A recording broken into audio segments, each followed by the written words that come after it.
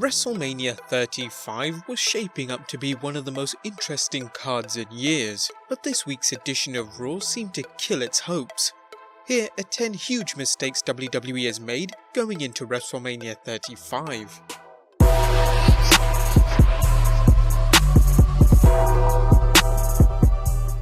Number 1. Wasting Kurt Angle's retirement match on Baron Corbin. Considering Kurt Angle is a WWE Hall of Famer, you'd think the WWE would make his retirement match a much bigger deal. Fans got excited when rumours began flying that the WWE's Olympic hero would close out his career against John Cena. After all, what could be a more fitting match than Cena vs Angle, since Angle had given Cena his first match on Smackdown way back in 2002. This was, however, when Angle was at the top of his game. The intrigue of whether Angle could get one more win over his greatest opponents could have created lots of excitement. Instead, the WWE has Angle taking on Baron Corbin, an opponent he's faced before and one ill-suited for Angle's send-off. While both men have history working together, and the match does in fact make sense, it's a bad situation for both men, and here's why. Short of Corbin beating Angle up resulting in a stretcher job, he's not going to get any rub from beating Angle, a superstar who spent most of his current run putting over younger superstars. If Corbin loses, it's going to be the latest defeat for a guy who just can't break out. Some believe the WWE has a major swerve planned. But if so, who will Angle face and why isn't the match being given the right build-up? Number 2. Matches are being booked hastily. WrestleMania 35 should be treated special as it marks the event's 35th edition. Instead, the WWE has thrown together way too many matches at the last moment, giving what could be special matchups with little fanfare. To be fair, the WWE has booked the Kofi and Daniel Bryan program very well, along with the white hot program between Ronda Rousey, Becky Lynch and Charlotte Flair, although as we'll show, even that match has its problems. However, what promises to be an 8-hour card still has gaping holes with the majority of the secondary titles nowhere to be found. The WWE's lackadaisical booking brings us to our next point. Number 3. The WWE is dismissing its biggest show. While it's arguable the WWE feels it doesn't need to hype its biggest show of the year too much, that's a bad move, particularly in light of the pending competition from All Elite Wrestling. Wrestlelamia thinks the WWE has settled into complacency, and its relative lack of promoting Mania is a sign the company is overconfident. Granted, the WWE is doing fantastic financially, but the promotion has considerable funds depending on its Fox contract for Smackdown this fall, and the declining ratings aren't a good indicator of whether the WWE will be able to meet Fox's ratings requirements. They should also consider that WrestleMania is the time when casual fans and lapsed fans tune in to see what the WWE has to offer. If the promotion gives the fans something to remember, they may stick around for more. If they don't, they'll consider alternatives or give up on WWE. Number 4. Not using Braun Strowman properly. Why is Braun Strowman being wasted in the Andre the Giant Memorial Battle Royal?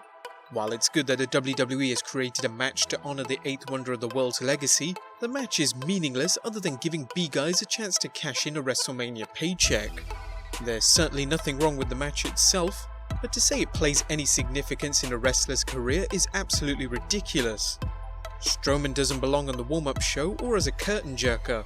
He's a main event level player who should either be feuding with someone or competing for a world championship. We'll be discussing Strowman's rise and fall in another video, so be sure to check that one out. Number 5. Charlotte Flair is a blatant fifth wheel. Let's face it, no one besides Ric Flair or Vince McMahon wants to see Charlotte in the Ronda Rousey-Becky Lynch match. Now, Charlotte Flair is undoubtedly one of the greatest superstars working today, and fans would certainly enjoy her facing Rousey in the future. However, this should be Lynch's chance to shine, and although the WWE might have previously been uncertain about Lynch, she's proved her popularity with the WWE Universe repeatedly. While a Charlotte vs Ronda Rousey match at WrestleMania 35 seemed inevitable after WrestleMania 34, Lynch's amazing rise to prominence and her evolution into the man makes her the best contender for Rousey right now. Reminds us of Shawn Michaels being put in the WrestleMania 20 match between Triple H and Chris Benoit, a move some saw as due to concerns Benoit wasn't popular enough to main event Mania. Secondly, There's the very real possibility that the WWE will take the cheap way out and have Lynch defeat Charlotte, giving her the Raw Women's Championship, but denying Lynch a win over Rousey. That might be okay if Rousey is sticking around, but if rumours of Rowdy Ronda taking time off from the WWE to start a family prove true, it's a bad way to start Lynch's reign as Raw Women's Champion, as there's no guarantee Rousey will come back or when and if she does return. Charlotte deserves better too, as we'll discuss next. Number 6. Asuka being ignored. The WWE is known for wasting talented wrestlers, and another talented individual is a Smackdown Women's Champion, who looks to be facing Lana in a throwaway match and has zero build-up other than Lana stating she wants to wrestle the Empress of Tomorrow. If things are that easy in the WWE, count Wrestlelamia in for asking for a match with Brock Lesnar. If nothing else, we'll get a big payday for 3 minutes of bumping for Big Brock. The WWE would have been much better either having SmackDown Charlotte Flair battle Asuka in a WrestleMania rematch, or bringing in a WWE legend such as they're doing with Beth Phoenix. It's incredible that the WWE can do such a wonderful job building its Raw Women's Championship match, yet do so poorly over at the Blue brand. Number 7. Raw's secondary championships are being ignored. Fans have heard about the WWE deciding to push its secondary titles almost as much as they've promised to shake things up and improve the product. So far, both promises seem as empty as ever, particularly with there being no Intercontinental Championship defense on the card as of yet. Short of a surprise announcement that Finn Balor is facing a high-level star such as The Undertaker or John Cena, it only makes sense to pit him against Bobby Lashley in a rematch. But the Intercontinental Championship isn't the only secondary belt getting shortchanged. Similarly, it looks as if the WWE isn't sure about putting its Raw Tag Team titles on the line at the Showcase of the Immortals, a puzzling situation as the WWE has been pushing the revival after they complained about their lack of a push. Raw's tag division isn't as good as SmackDown Live's, but the WWE could pair Aleister Black and Ricochet as they've been doing well on both Raw and SmackDown as a tag team. Speaking of NXT stars, number 8. Ignoring NXT call-ups. As we've discussed earlier, Vince McMahon brought up stars from the Yellow brand due to his growing frustration over Raw and SmackDown's erratic ratings and his belief that the current roster is stale. Consequently, stars such as Ricochet and Aleister Black have got good pushes and plenty of TV time. That being said, why doesn't the WWE put them into a title match, either individually or as a tag team? The WWE could take the easy way out by putting them into the Andre the Giant Memorial Battle Royal, but frankly there are plenty of other superstars to fill the ring of that carnival of C-listers. Give Ricochet and other NXT call-ups a high-profile match, and they're more likely to capture the audience's attention. Put them on the pre-show and few will see them, and those who do won't care. Number 9. Where are the legends? WrestleMania is supposed to be the WWE show of shows where legends make rare appearances that make Mania all the more special. Whether it's all but retired stars such as The Undertaker or free agent John Cena, the WWE Universe expects to see these big names on the card. When used right, they also enjoy seeing legends such as when The Rock guest hosted WrestleMania. While it's great that Batista is fighting Triple H this year, fans are wondering why John Cena hasn't been discussed for Mania. Although Cena left the WWE to film his latest movie project, most sources indicate he's free to wrestle on the grandest stage of them all come April 7th.